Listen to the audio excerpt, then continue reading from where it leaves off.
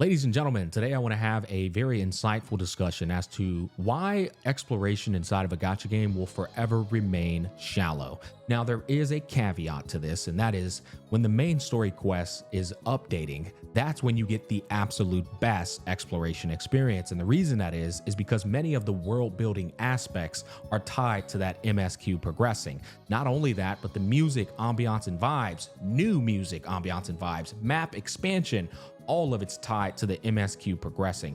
But my problem with this is it's very linear, controlled, and it doesn't give off a genuine adventure. The adventure is very much finite and tied to that update patch. And most importantly, once it's done, it leaves you with a world that feels very bland and empty. And I want to explain precisely why that is, what elements are lacking, and why this is the experience and case. Now, firstly, I want to talk about the big pro of the aforementioned things. They all tie into only one component of exploration. They don't make it up entirely. That is world design. You'll notice that gacha companies do not hold back on their budget allocated to world design. That's because it's the biggest component that can pump fake the viewer into believing there's more to offer. Look at how beautiful our world is. Look at that music, that ambiance, those vibes. Man, those stunning visuals look great, don't they? I bet it's a whole lot to explore. Not really, but they do in fact do a damn good job, don't they? In fact, I dare say the world design in these gacha games is not only the best in its genre, it's the best, probably debatably, in the entirety of the gaming industry. Sometimes I take a look at these things and I go, holy shit, I don't think I've seen a better atmosphere than the one before me right now. However, as we see many times in gaming trailers, just because it looks good doesn't mean it is good. Let's start off with monumental problem number one. Treasure hunting. One of the biggest motivating factors and incentives to go on an adventure in the first place is not to find the One Piece, but to get some goddamn gear, be it armor or weapons, or maybe unlocking a cosmetic skin, abilities that you can use that permanently are added to the arsenal of the character you're using, or maybe it's ability that you can use exclusively in that area to overcome mobs, or allies in and of themselves to take with you on your adventure. And lastly, hidden discoverable places where maybe you get a nice little Easter egg, which to be fair, that part does exist in gacha games. Although quite scarce, it is there. Sometimes you can get a hidden area though, and maybe you have some special connection with the character. And if you never went to that area, you never would have had the interaction.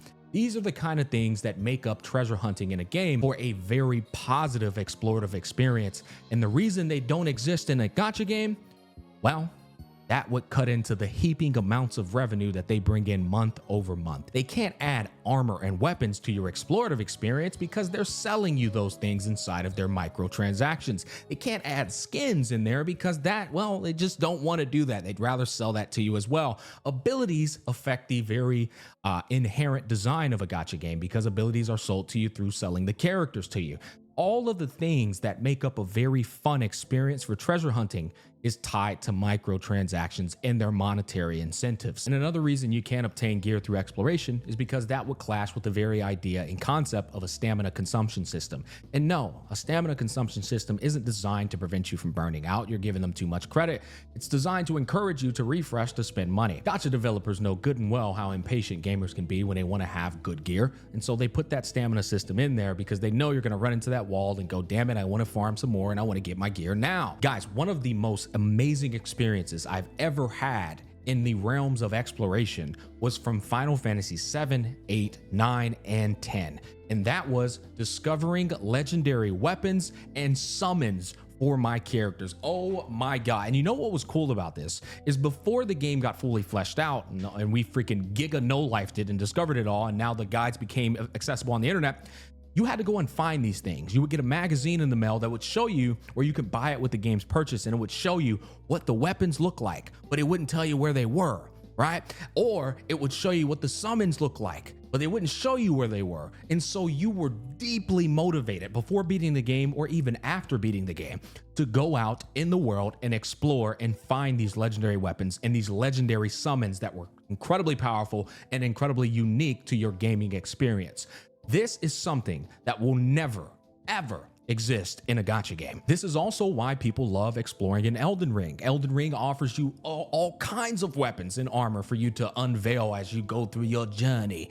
And there's even rich amounts of lore to pick up, and you never know who the hell you're gonna run into, and you have the option of killing them or joining them. These things never actually exist inside of a gacha game because, once again, it goes against the very nature of their monetary system. Hence, argument number one of why a gacha game's exploration will forever remain shallow. The next category of exploration I want to delve into next that is lacking is danger, which is kind of compounding on top of treasure hunting. Two references that go to my mind: Final Fantasy XI, the MMO. Anybody who's ever played it will tell you, and maybe, you know what, even World of Warcraft as well. But one you will know for sure is probably Xenoblade Chronicles, because all three of them shared that same concept of, as you were exploring out in that world, that open world, there was a strong chance you'd run into a ridiculously strong mob, and it would clap your cheeks if you dared try to fight it or if you got too close to it. This gave you a thrill of excitement as you were trying to traverse the map and get to wherever the hell you were going. The other thing is, if you fought it, there was a chance that you would fail, die, and have to start over. This added to the dopamine of beating it, overcoming it, and potentially getting some insanely rare gear or getting nothing at all. Once again, no danger in a gacha game's open world. Guys, the last thing you will experience inside of a gacha game exploration is danger. All of the challenge is tied into in-game content. None of it exists not only through MSQ progression, but it also doesn't exist in exploration as well. And while we're on the topic, what subcategories go under the word danger? Well, it would be nice if there were rare boss spawn-ins, because that is going to give you a exciting factor that's pretty surprising.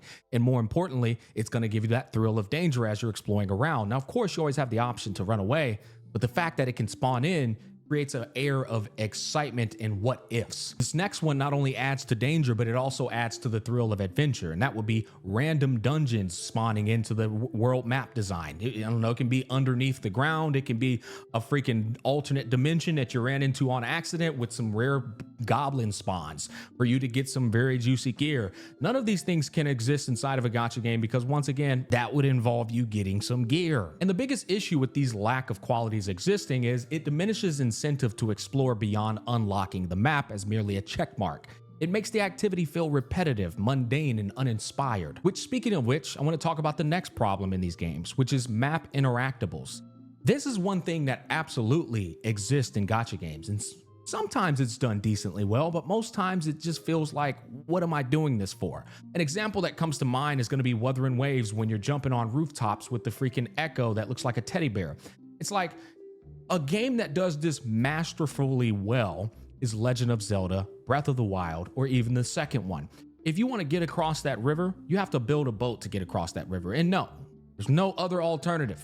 You got to build the boat. If you want to reach up to that high altitude spot in the middle of freaking space, you have to create an air balloon to get up there. These are what give real purpose to map interactables. But often at times in gacha games, map interactables are just merely that. You can interact with them, but it's not really necessary in any capacity, unless of course you're doing some puzzle. But the puzzle at the end of it doesn't reside something that's going to be very enticing to you. It's usually just currency that equates to a speck of dirt. Map interactables, to me, based off my experience with gaming, should be placed inside of a game primarily to enhance your experience to traverse to certain areas and to overcome traversal barriers. But often at times in gacha games, that's not the case. In essence, exploration systems are deliberately designed not to overshadow or replace the gacha mechanic. Developers favor controlling progression and rewards through monetary systems rather than rewarding players fully via exploration. Now, this next one I want to talk to you about is an interesting one because I don't believe it would take away from their monetary incentive at all. In fact, it would only add into the value of the current existing structure and dynamic of a gacha game, and that is side quests. Side quests are some of the most worthless fucking experiences you will ever have inside of a gacha game. The primary focus in my mind for a side quest should not just be merely you being a goddamn mailman errand boy dropping newsletters off at everyone's houses. There's no real purpose outside of that, right? Or just doing jobs that don't really equate to anything. It should be tied in to unveiling sweet lore, unveiled to either the world building or maybe the character development of the characters you're enjoying as you're progressing through the story. Side quests should be a means for you to appreciate the game's world building more, not just, hey, young man, can you go over there and fetch the fertilizer for me on my grass? No, nigga, I don't want to do that.